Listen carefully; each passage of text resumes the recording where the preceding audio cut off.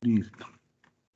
Bueno, pues vamos a continuar con la clase de la clase anterior. Entonces ya habíamos visto un poquito referente a lo que es elementos pasivos, ¿no? Se olviden, había los elementos pasivos básicamente son los que consumen o perdón, los que, bueno, sí, al final, los que almacenan energía o los que disipan energía, ¿no?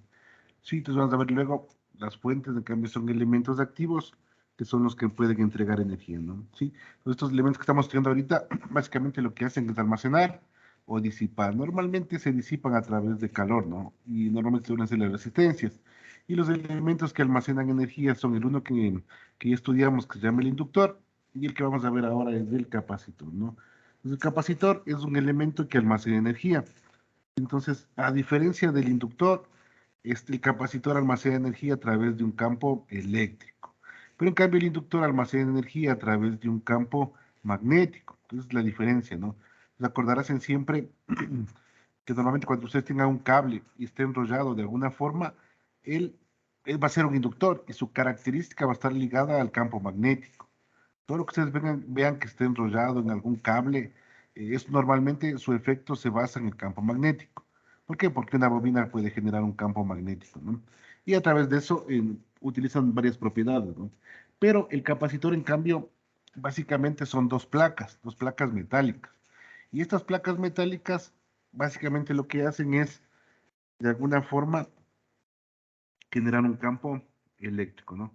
¿Cómo se genera este campo eléctrico? Básicamente a través de la carga. Es decir, ustedes ven aquí existe una carga positiva y aquí está una carga negativa.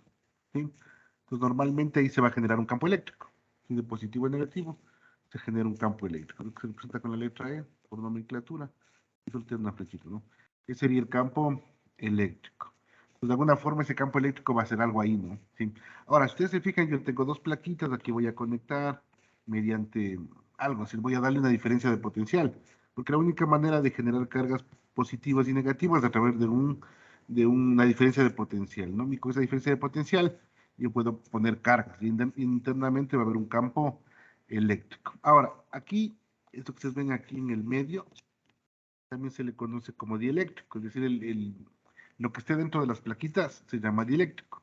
Y ese dieléctrico puede ser el aire, puede ser algún tipo de aceite, puede ser papel, puede ser la mezcla de algún aceite y papel, que normalmente así se hace de la forma constructiva, ¿no? O puede ser otro material. Entonces, normalmente, desde el punto de vista constructivo, simplemente digamos que son dos placas metálicas y en el medio de las placas existe un dieléctrico, sí, de la forma más básica, ¿no?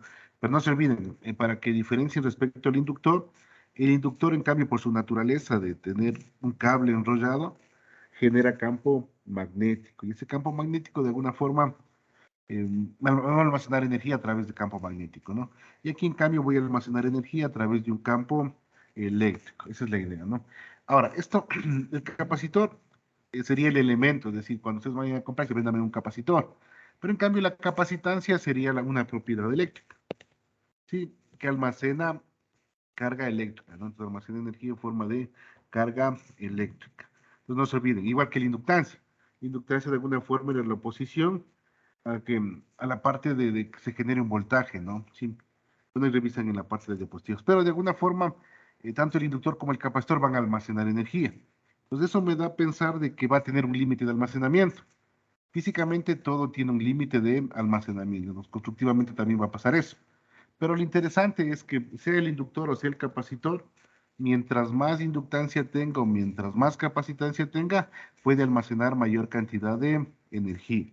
Entonces quiero que se queden eso, es decir, constructivamente, para que si algo es más grande, almacena más energía, tanto en el inductor como en el capacitor. Pero físicamente también tienen un tamaño límite, es decir, yo no puedo hacerme un capacitor demasiado grande, porque también tiene otras consecuencias que vamos a ver más adelante, ¿ya? Entonces se debe considerar que el elemento consta de dos superficies conductoras, como les había dicho, separado por un dieléctrico. Entonces lo que está en el medio se le conoce como dieléctrico. Y el dieléctrico puede ser cualquier cosa. Puede ser cartón, puede ser papel, puede ser aceite, puede ser el aire, puede ser algún elemento viscoso. Lo que ustedes requieran ahí, lo pueden poner como dieléctrico, ¿no? Obviamente en la práctica ya existen algunas metodologías que lo que hacen es no se desperdicie ese campo eléctrico, entonces ahí se va a utilizar hasta desde el punto de vista constructivo, ¿no? Ya vamos a ver cómo se puede construir. Normalmente esa propiedad de capacitancia se la mide en faradios, ¿no? Y se lo representa con la letra F. Entonces, la capacitancia se mide en faradios y los faradios es la capacidad de almacenar energía en forma de carga eléctrica, ¿sí? Mientras más grande sea el valor, normalmente almacena más energía. Y vamos a ver algo que pasa, bueno, no analizamos todavía magnitudes, pero en los siguientes temas vamos a analizar lo que son magnitudes, porque ustedes todavía no conciben la idea físicamente cuánto es un faradio. Si yo voy a comprar, ¿será que me venden un capacitor y un faradio? Sí. No se olviden, el capacitor es del elemento, y los faradios es la capacitancia, ¿no? La cantidad o de alguna forma la propiedad o la unidad que permite cargar, el, que permite almacenar energía en forma de carga eléctrica, ¿no? Ahora, como decía, constructivamente estamos compuestos por dos capas metálicas, ¿sí? Y en el medio va a tener un dieléctrico, ¿no? Sí, en el medio va a tener un dieléctrico. Ese eléctrico tiene una propiedad, pues va a depender si es de aire, como les digo, va a depender de otras cosas, ¿no? Básicamente lo que hacemos es ponerle una fuente de energía y esa fuente de energía va a generar una carga positiva y una carga negativa, ¿sí? Gracias al desprendimiento de electrones. Entonces se van a citar en un lado las cargas positivas y en otro lado las cargas negativas, ¿sí? Ahora, constructivamente, esas dos placas metálicas tienen una superficie S y están separados de una distancia, ¿sí? Entonces la capacitancia se podría determinar de esta forma.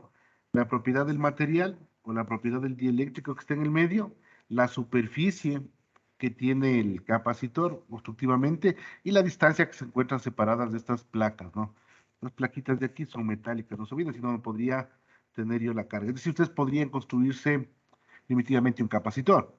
Se buscan dos plaquitas, les ponen una frente al otro, le ponen una fuente de energía y en el medio van a tener un campo eléctrico. ¿Qué es lo interesante al tener un campo eléctrico? Ustedes pueden acelerar electrones, ¿no? Sí, cuando ya estudien la parte bueno, electromagnetismo, si ustedes pueden generarse un campo eléctrico, podrían acelerar electrones, ¿no? Sí. Obviamente, para acelerar eso necesitan bastante energía, bastante diferencia de potencial. Ahora, ese dieléctrico, bueno, tiene unas unidades, se le conoce como epsilon. Normalmente es un material aislante, ¿sí? Que se coloca entre las capas metálicas. Como es campo eléctrico, realmente no debe ser conductor, es decir, puede ser cualquier material, ¿no? En la práctica yo he visto que lo suelen hacer de un material tipo papel, en los capacitores que tienen cierta característica que vamos a ver más adelante, pero también he visto capacitores ya a nivel de punto de prototipos o de industriales, para ciertas aplicaciones que suelen ser metálicos, es decir, son dos plaquitas, literal, dos plaquitas separadas por aire y colocadas a una fuente, ¿no? En algunas aplicaciones he visto. Ahora, como les decía, estos son diferentes materiales, ¿no? Puede ser el aire, la mica, el aceite, el papel, como he visto de aceite con papel. De mica no he visto, cerámicos también he visto, ¿sí? Normalmente he visto yo, bueno, de aire, de aceite, de papel y cerámicos, que suelen ser los más comunes que uno encuentra a nivel industrial o a nivel de, ustedes puedan adquirir o comprarlo, ¿no? Sí. Pues aquí está, el campo eléctrico se genera entre las capas metálicas debido a la diferencia de carga en la superficie.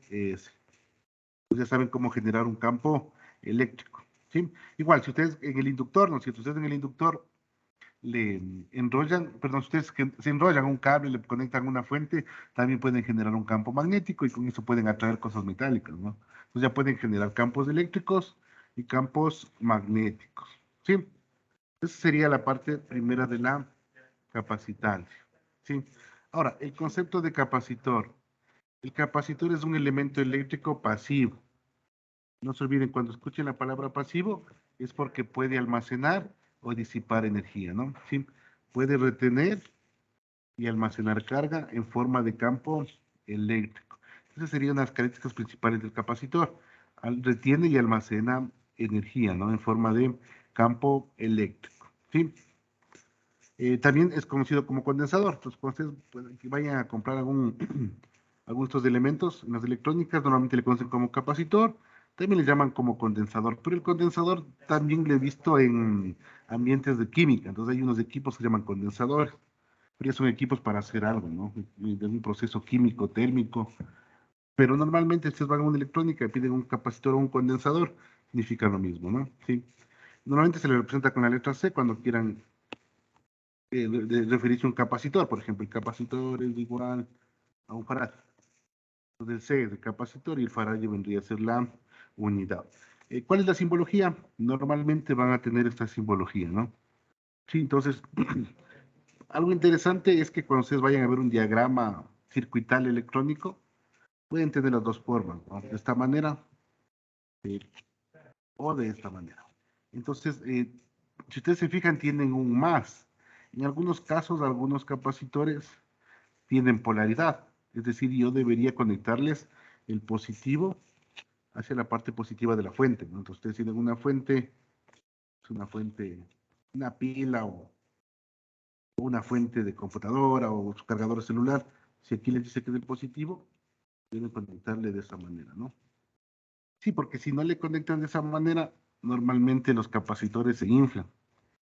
Sí, entonces suelen inflarse, ¿no?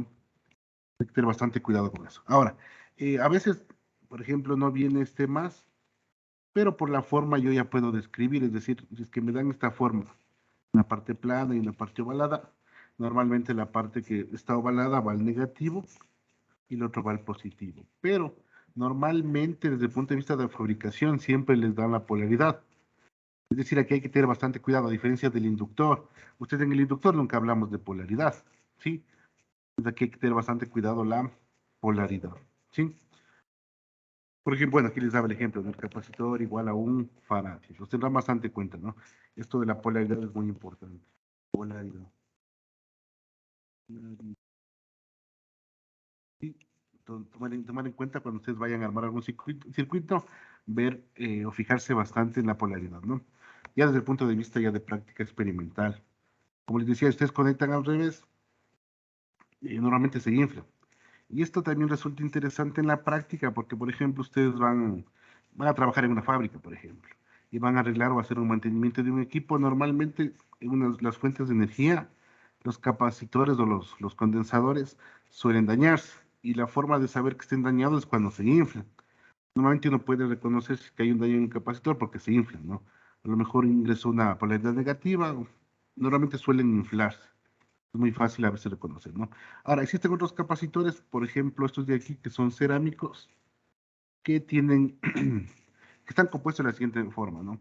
Normalmente al tener la placa metálica, siempre necesitamos placas metálicas, sí, las placas metálicas para generar el campo eléctrico, ¿no? Tenemos un dieléctrico que va a estar en el medio, aquí los ojitos del dieléctrico, el que está en plomo es las placas metálicas, tenemos un aislante exterior, ¿sí? Y bueno, que permite manipularlo. Entonces, con el aislante ya no influimos sobre el campo eléctrico, nos permite manipular. ¿Sí? Y bueno, y también tenemos, bueno, un par de terminales, obviamente, para conectarles. Y también tenemos una placa, bueno, las placas metálicas, ¿no? Las que están en plomo. Sí, y no se olviden estas patitas para que ustedes puedan conectar a los circuitos eléctricos, ¿no? Voy a hacerlo por ahí. Sí, bueno. Entonces ahí y tenemos un circuito, un elemento, ¿no? Como les decía, aquí está, ¿no? Dependiendo del tipo del dieléctrico y construcción, pueden ser polarizados o no. Pero como les digo, los polarizados siempre hay que tener bastante cuidado. Siempre, siempre es algo, no se olvidarán en la parte práctica, los polarizados los podemos dañar, ¿no?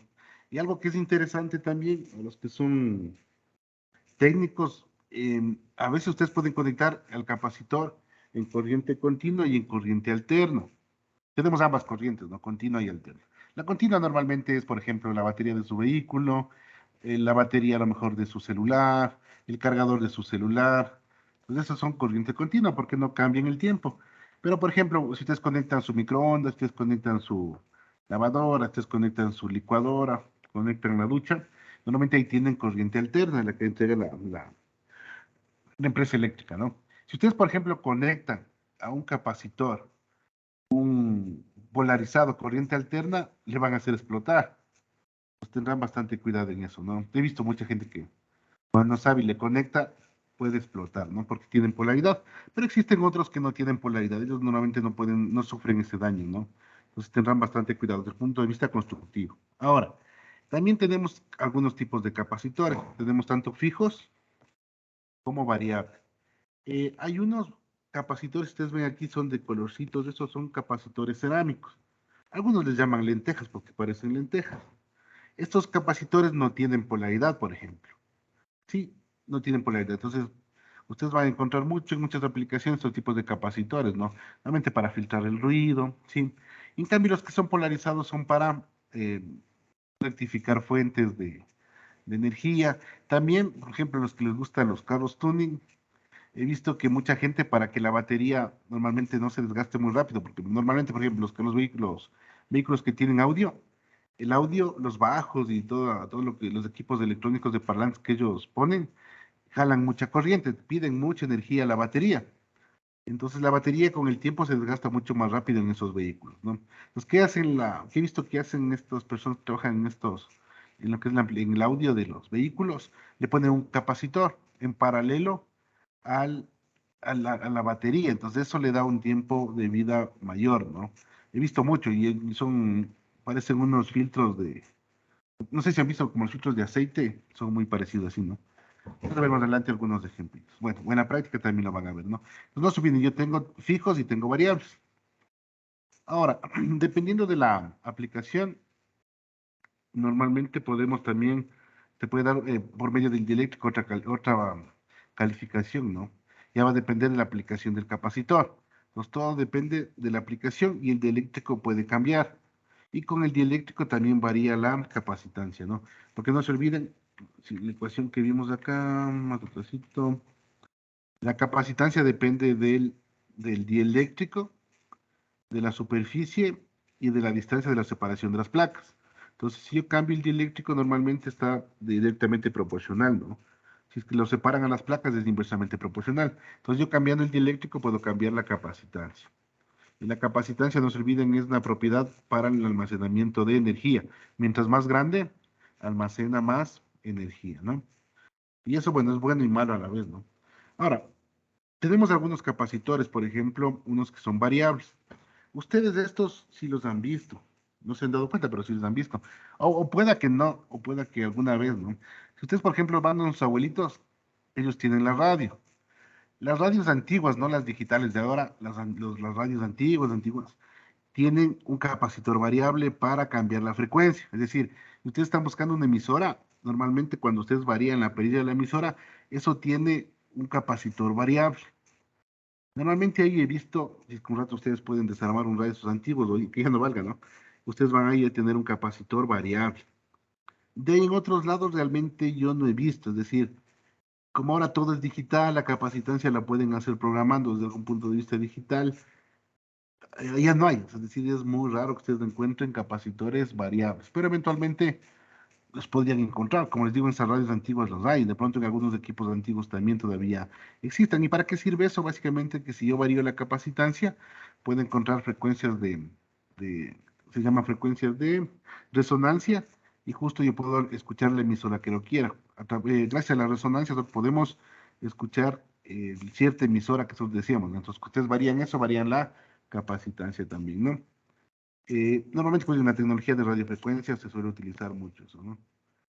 De pronto puede haber. Ahora, también los usos que se les da, miren el de aquí para que le vean, este es un capacitor, se le llama, bueno, es del polarizado, es un capacitor polarizado, normalmente tiene forma de cilindro, y lo interesante, bueno, sí les recomiendo y lo hagan desde el punto de vista práctico, quisiera que lo hagan porque obviamente yo no les puedo desarmar aquí un capacitor, pero cómprense un capacitor, pueden comprarse, a ver, ¿de qué valor podrían comprar? Bueno, pueden irse a comprar un capacitor, digan, véndame un capacitor de 10 microfarads, ese ya es un poquito grande. Entonces ustedes le van a desarmar y se van a dar cuenta cómo está constructivamente, porque ustedes le ven, por ejemplo, normalmente así no lo van a encontrar en las electrónicas. Normalmente los que van a encontrar en las electrónicas suelen ser así como unos tanquecitos pequeños, con dos patitas, una más larga y una más pequeña. La más gruesita siempre suele ser la que va al negativo. Y aquí les viene una rayita indicando cuál es el positivo y cuál es el negativo. Sí, y van a tener un valor, les va a poner, por ejemplo, aquí les pone un voltaje, y el valor del capacitor. Normalmente en estos de aquí se les llama también capacitores de electrolíticos, ¿sí? Electrolíticos normalmente porque internamente viene un aceite y sabe tener papel. Entonces, si ustedes pueden irse a comprar este elemento, desarmen, es decir, desarmen y vean cómo está, porque normalmente uno cree que aquí está la placa y aquí está una salida y acá está la placa y una salida y se ve una distancia muy grande. Pero normalmente no están construidos así, sino que internamente están enrollados como el papel higiénico. Entonces las dos placas las unen con un papel en el medio y luego las enrollan como el papel higiénico y de ahí sacan los terminales, ¿sí? Pero bueno, sí quiero que vayan y se compren, es decir, vayan y compren un capacitor, como les digo, de 10 microfaradios, no valdrá ni unos 20 centavos, 25 centavos, no son caros, ¿no? Y también pueden, si se compran, eso también, y en la práctica, bueno, ustedes van a consultar, pero si ustedes, por ejemplo, normalmente sobrepasan el valor de los milifaradios, de los microfaradios, por ejemplo, un microfaradio normalmente suele ser del tipo electrolítico, es decir, polarizado. Cuando ya es menor al microfaradio, picofaradios, nanofaradios, ahí en cambio son no polarizados, son tipo lentejitas, ¿no? Sino lentejitas con dos patitas por ahí. Entonces, normalmente para valores menores del microfaradio no tienen polaridad y para valores mayores del microfaradio sí suelen tener polaridad. Obviamente tiene un límite, no va a encontrar condensadores de valores muy altos, ¿no? Sí. Entonces, normalmente una aplicación que vamos a tener aquí es que puede absorber altas frecuencias. Es decir, ustedes pueden ponerle, miren, esta disposición y a lo mejor pueden eliminar algún tipo de ruido. Cuando me refiero a ruido, ruido eléctrico, ¿no? No, o sea, no el ruido sonoro. Porque en las redes eléctricas, en los circuitos, normalmente puede haber ruido. Sí, normalmente, por ejemplo, si ustedes viven al lado de un mecánico que suelde, por ejemplo, él va a generar ruido. O tengan una fábrica, normalmente eso va a generar ruido. Entonces, ustedes pueden diseñar ciertos circuitos que lo que van a hacer es, se llaman filtros, ¿no? Que pueden absorber altas frecuencias y por ende no se podría dañar su televisión o su computador, ¿no? Sí. Entonces no se olviden, bueno, no como deber, sino ustedes vayan y cómprense un capacitor y desarmen. Y vean cómo constructivamente está. Y se van a dar cuenta que son dos plaquitas, un dieléctrico en el medio y obviamente los terminales salida, ¿no? Sí. Como les digo también, bueno, como decía aquí, miren, almacena energía y dice un reemplazo de las baterías. No puede ser un reemplazo directamente, pero sí es un apoyo a la batería. Es decir, en vez de que la corriente sea entregada por la batería, la corriente es entregada por el capacitor, de tal manera que el capacitor va a tener más tiempo de vida útil, ¿no? Sí. Suele ser, bueno, eso yo lo he visto hace tiempo, ya lo he visto recientemente, pero lo utilizan bastante en los equipos de audio de vehículos para que la batería tenga más tiempo de vida útil, ¿no? Entonces, esto de aquí igual le vamos a agregar al deber anterior. Si se acuerdan que les mandé el deber de la resistencia, entonces vamos a hacer en la misma tarea, ¿no? Se llama tarea 2, pero lo van a subir en el mismo documento. Entonces van a ver o van a consultar cómo se identifican los capacitores cerámicos, ¿sí? Hay un bueno, es muy facilito, la verdad. Simplemente tienen que saber manejar escalas, ¿no? Los capacitores de los otros, los electrolíticos, los que son polarizados, no hace falta identificarlos porque ya viene en el mismo capacitor viene el valor, como el que había indicado acá. Si ven este azulito, ahí dice 2.7 voltios y el valor que sea, ¿no? Entonces ahí ya viene indicando, es decir, ya indica la polaridad, ya indica el voltaje que puede soportar y también te indica el valor de capacitancia. Pero en los que son como lentejitas, como escribieron aquí, miren estos de aquí, esos en cambio tienen unas numeraciones. Si esas numeraciones me dan el valor, nosotros debemos saber esas numeraciones. Normalmente, para adelantarles un poquito, normalmente en esos suelen tener así una lentejita, tienen los dos piecitos así, parece una lentejita, la verdad. Normalmente suelen encontrar, por ejemplo, 102, 103, 104, y eso de ahí, la idea es que eso me debe indicar un valor, normalmente en algo de faradios, ¿no? Y se van a dar cuenta también desde el punto de vista práctico que normalmente no encuentran capacitores de faradios, ¿no? Eso no hay. Lo máximo que he visto yo son milifaradios, por ejemplo, un milifaradio. Y un milifaradio estamos hablando, ¿cómo les puedo poner el ejemplo? De pronto, imaginemos como un vasito, un vaso puede ser, pronto un poquito más grande, como una taza a lo mejor. Sí, ese sería un tamaño, pero es un tamaño ya muy, muy grande, es decir, ustedes no van a encontrar ya capacitores tan grandes, porque las aplicaciones ya no, de pronto para manejar mucha corriente, pero como les digo, no suele ser tan grande desde el punto de vista de electrónica, electrónica en el sentido de tarjetas, bebidos, sistemas pequeños, radios, no suele haber tan grandes. como si, para darles una idea, ¿cómo podría ser? Las vicinas, por ejemplo, en unas fuentes, digamos, en la fuente de su computador, si tienen computador escritorio, en las fuentes que vienen ahí, normalmente van a encontrar el tamaño de, sí, de una vicina puede ser, a lo mejor un poco más pequeños, más o menos para que den cuenta, ¿no? Estos tarritos de vicina pequeños, para que tengan una idea y puedan entender más o menos cómo son los capacitores, ¿no? Y las lentejitas son bien pequeñitas, es decir, son como lentejas, es como una lenteja, pues llaman lentejas también, ¿no? Entonces yo quiero que le vayan y consulten cómo se identifican los valores de capacitancia en capacitores cerámicos. Les adelanto, suele haber 102, 103, y bueno, iba reduciendo dependiendo del valor, ¿no? Y algo significan, pues para que tengan una idea. Y normalmente el que más utilizamos a nivel de aquí, de la universidad, de aplicaciones, ya desde el punto de vista electrónico, es el 104, pero es básicamente porque es el que más venden y porque normalmente utilizamos para filtrar ruidos cuando trabajamos con microprocesadores o con electrónica digital. Se suelen comprar mucho, ¿no? Y además de eso van a consultar otros tipos de dieléctricos. Sí, entonces existen algunos, pero quiero que consulten los tipos, diferentes tipos de dieléctricos que puede haber, ¿no? Sí, sí está claro el deber, no sé si alguien tiene alguna pregunta. Sí está claro, Alejandra Salomé, ¿me escuchas? Sí, está claro. Estaría en el mismo documento que lo de las resistencias, ¿verdad? Sí, en el mismo documento de las resistencias le suben por. Sería como continuación del deber. Como les digo, no está complicado. Lo que sí me gustaría, y si pueden adquirir, me gustaría que lo adquieran, cómprense un capacitor electrolítico, vayan y digan, denme un capacitor de 10 microfaradios y desarmen. Y se van a dar cuenta consultivamente cómo está, ¿sí? Lo que no harán es, tiene como un aceite ahí adentro, ¿no? Luego se lavan bien las manos, pero tampoco es que sea tóxico ni se van a morir. Pero sí es muy bueno que ustedes conozcan eso porque van a hacer prácticas. Y lo que quiero es que ustedes vayan y practican, al menos los que no son de colegio técnico. ¿Por qué? Porque eso les va a darse cuenta de cómo es el tamaño. Y de pronto pueden comprarse algunos. Díganme, ve cuál es el más pequeño, cuál es el más grande. Cuando sea en la electrónica. Tanto en resistencia también, pregunten, ¿tiene resistencia de potencia? ¿Tiene de precisión? Deje ver cómo son los potenciómetros. Si de pronto pueden, ¿no? Si no pueden, bueno, ya busquen en YouTube. Pero lo que yo quiero es que se den cuenta físicamente cómo es. ¿Sí? Ahora, desde el punto de vista práctico, una curiosidad más que les quiero contar es que un capacitor, como les digo, va a variar su capacitancia desde un valor pequeñito, yo que sé, desde los picofaradios o nanofaradios, hasta máximo, yo que sé, milifaradios. Es el rango de los capacitores, ¿no?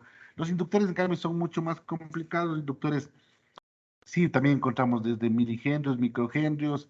Muy raro encontrar un henrio, pero milihenrios también hay. Es un rango muy medio parecido.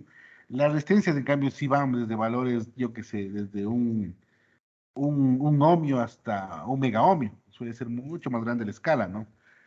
Pero lo interesante en el capacitor y en el inductor, como ellos almacenan energía, mientras más grande es el capacitor, almacena mayor cantidad de energía. Pero así como almacena mayor cantidad de energía, para poder disipar esa energía también les lleva mucho más tiempo, ¿sí? Entonces eso suele ser peligroso. Imagínense, bueno, eso pasa, ¿no? Ustedes a un rato les toca hacer prácticas o van a trabajar en una fábrica. Normalmente las fábricas manejan motores muy grandes y a veces hay capacitores para las fuentes que son muy grandes.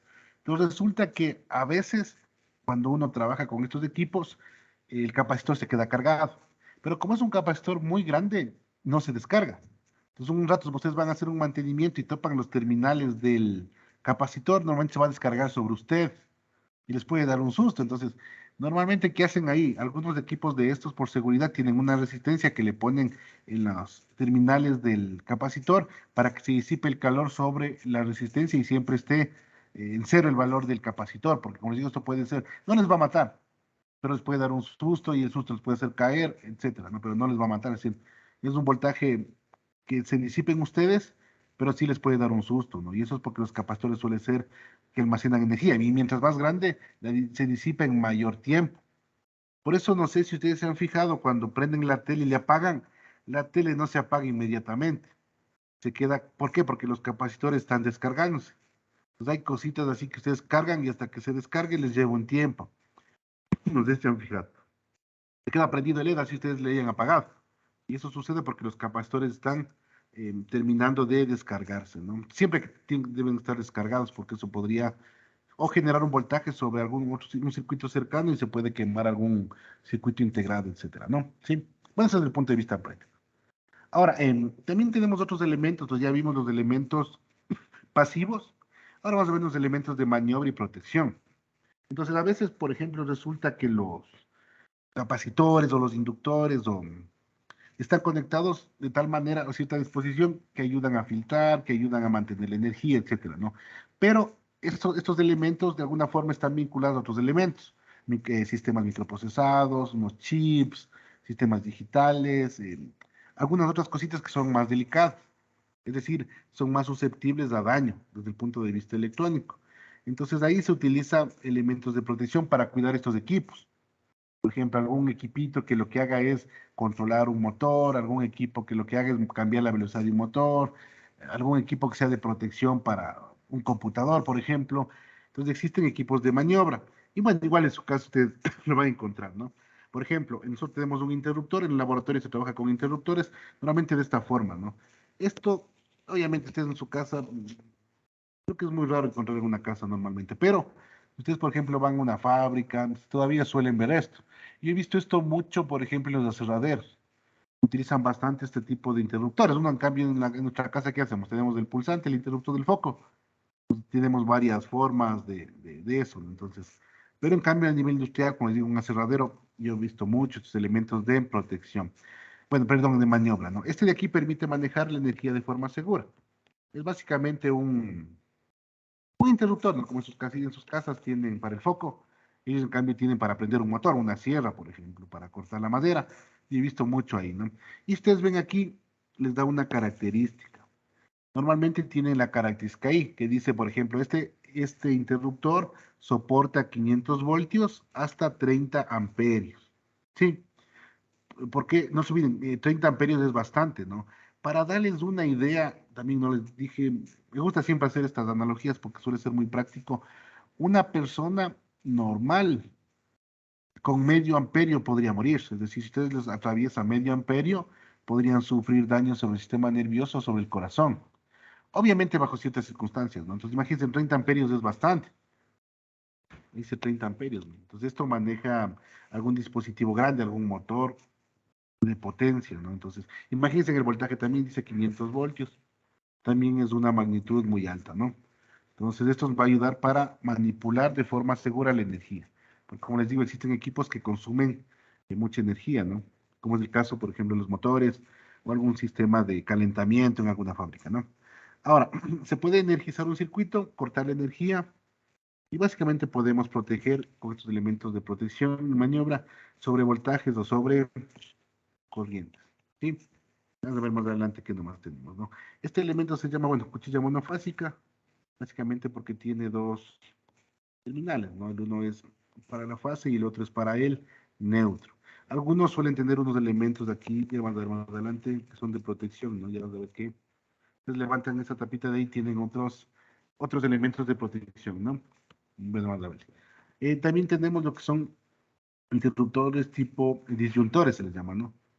También se les conoce como breakers, pero normalmente en el ámbito industrial, de la empresa eléctrica, normalmente suelen llamarle disyuntores, ¿no? Y esto igual ustedes han de ver, por ejemplo, si es que se van, esto ustedes lo van a ver, si es que van al sistema donde en sus casas toman la alimentación de energía, van a ver este elemento, ¿sí?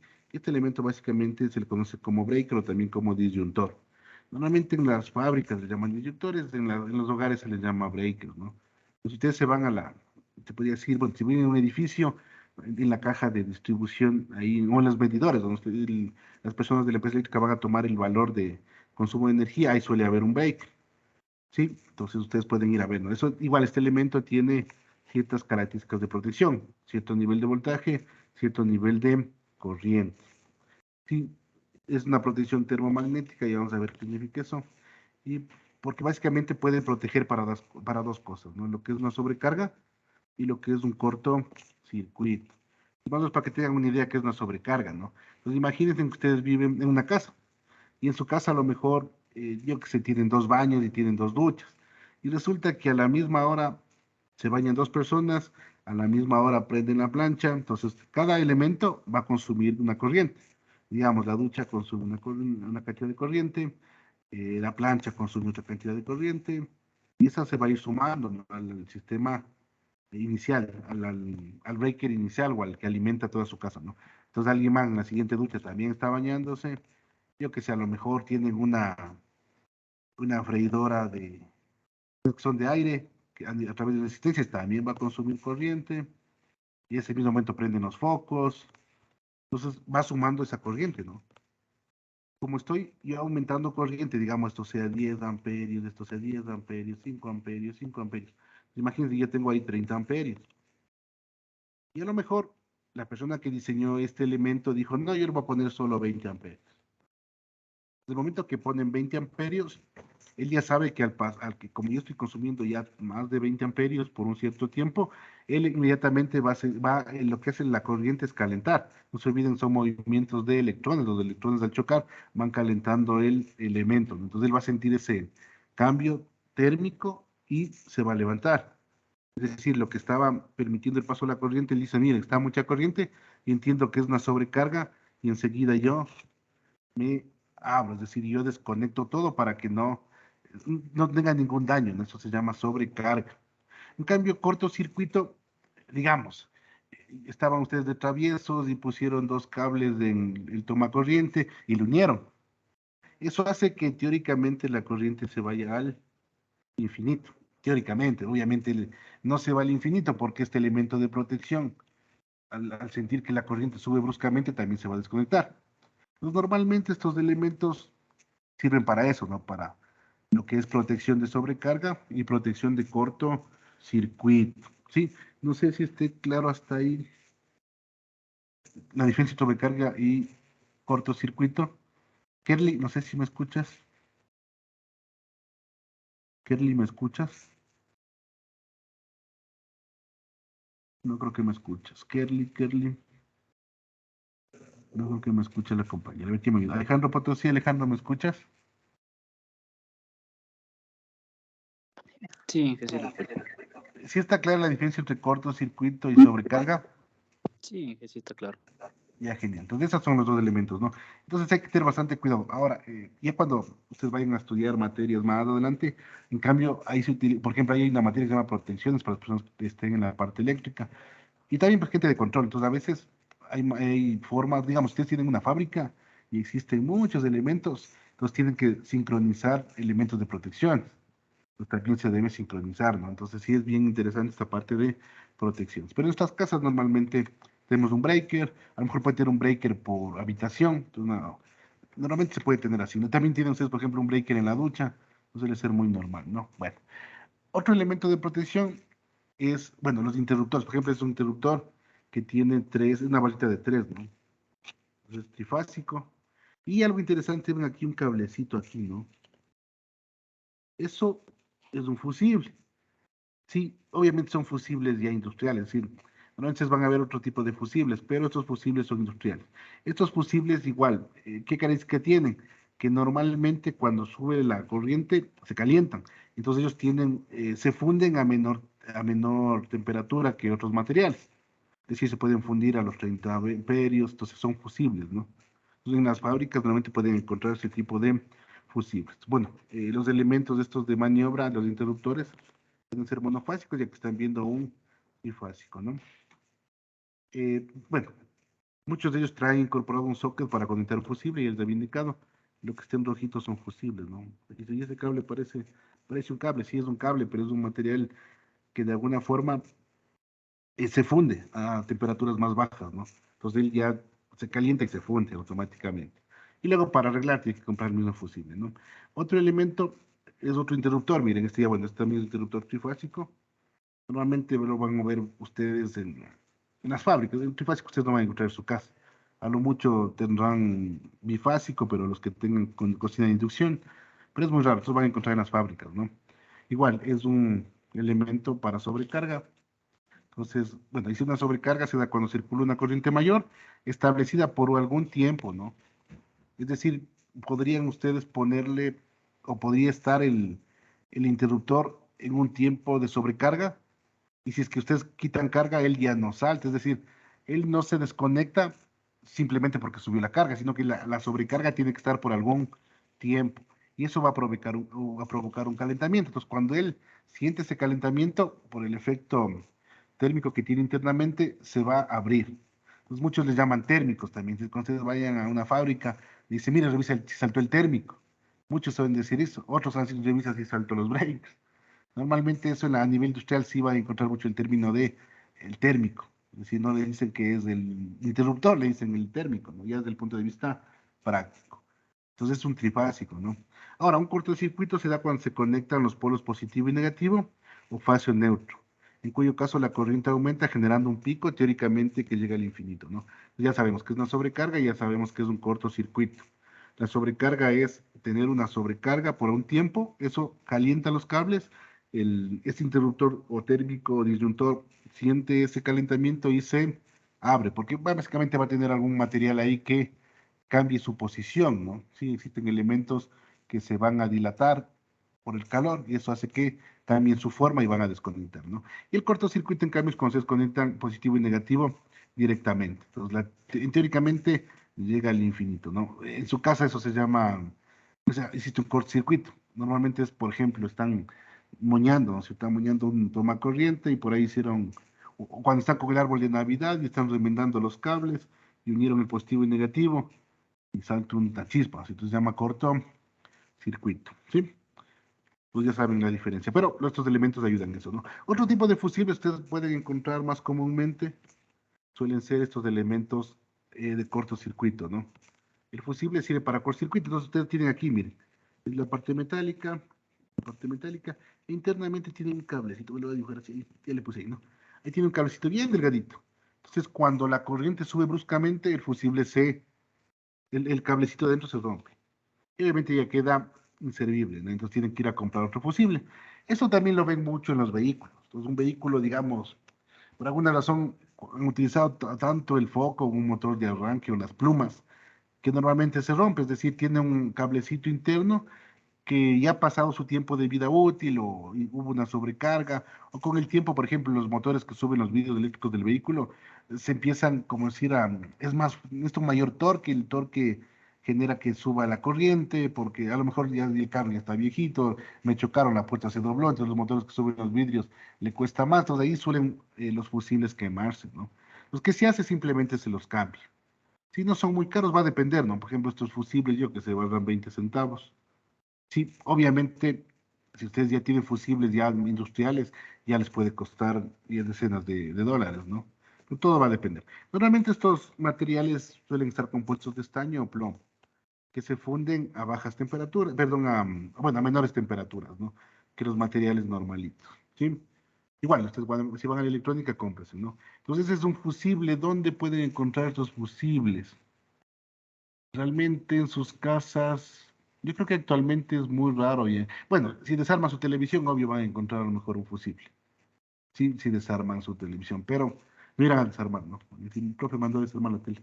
Si a un rato se daña una tele y no pueden arreglar, desarman, ahí va a tener un fusible. Sí, normalmente. En otro lado que encuentran fusibles en su casa, realmente es muy raro. Realmente es muy raro que encuentren un fusible. Estoy pensando dónde tengan algo. Realmente no. De pronto los que son técnicos y tienen, por ejemplo, un multímetro, ahí se va a encontrar un fusible. Si ustedes desarman, van a tener un fusible ahí, ¿no? Pero bueno, si no son electrónicos, no lo van a tener. Muy raro, ¿no? Ahora, si ustedes van a nivel ya industrial, estos ya son fusibles industriales.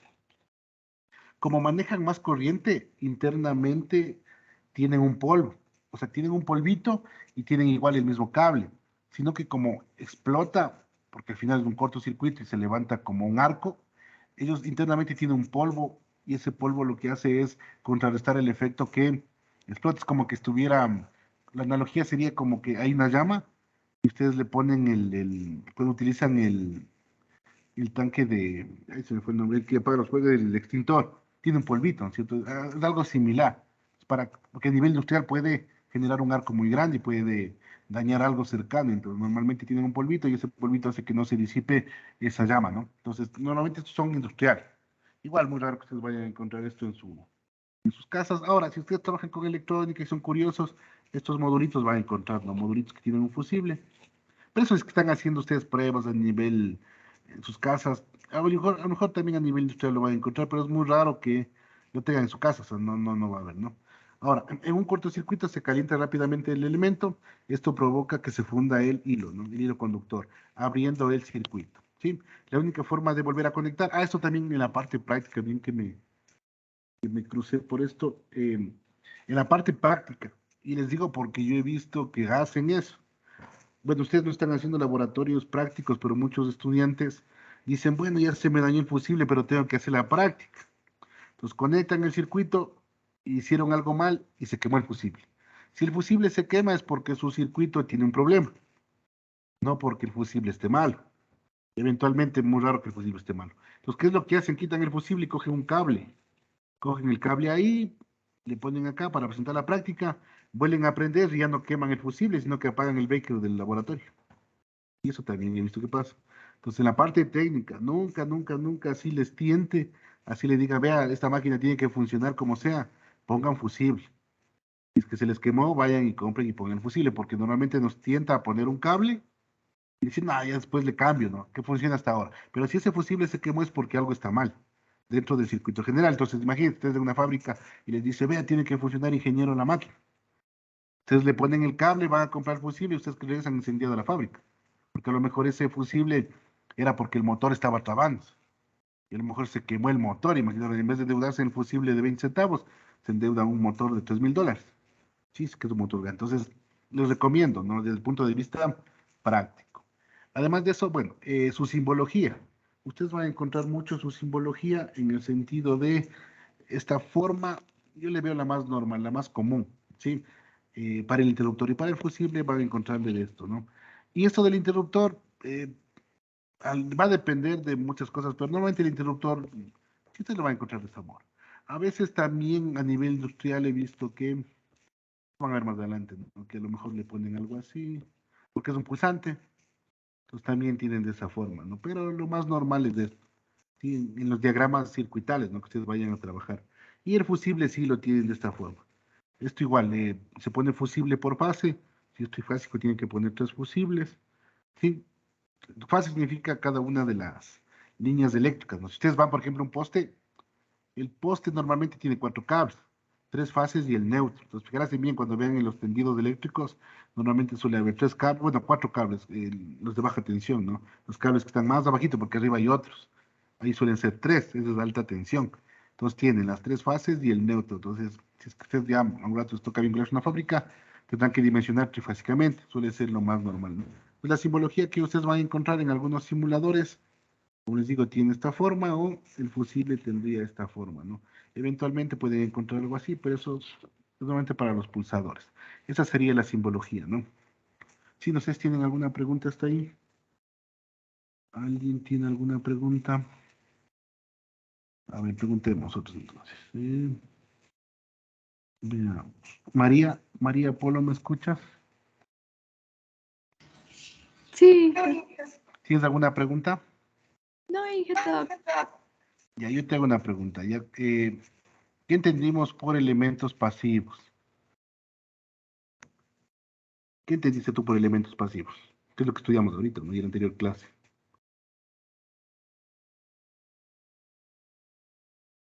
¿Me escuchas? ¿Me copias? los pasivos que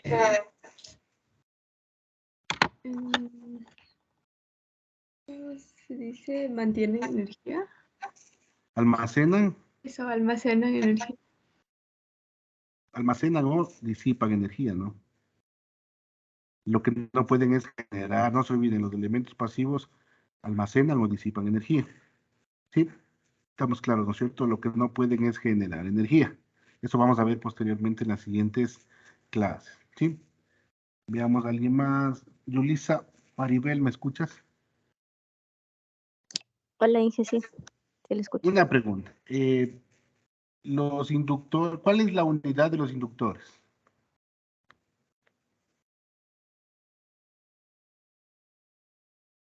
¿Cuál sería su unidad de medida en los inductores? ¿O alguien que quiera contestar, que se los utiliza? Hasta que le hice los apuntes. ¿Alguien me puede contestar? ¿La utilidad o la No, unidad? la unidad de la inductancia. Henry, ¿no es cierto? ¿Quién respondió? Henry. Y a su vez, ¿cuál sería la unidad de la capacitancia? Faradios. Faradios, ¿no es cierto? La unidad de la conductancia.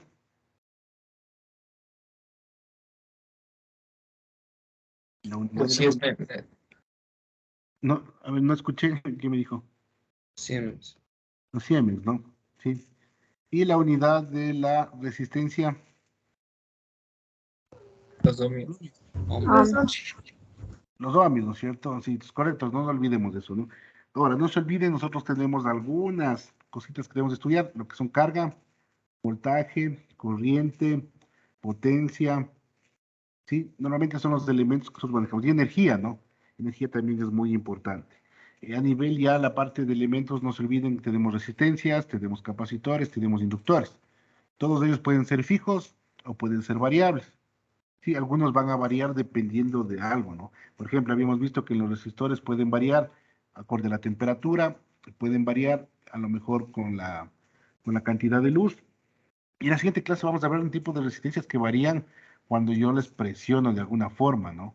Yo les presiono y pueden variar. Sí, eso también suele ser muy común y se utiliza. Y vamos a ver para qué utilizamos eso, ¿no?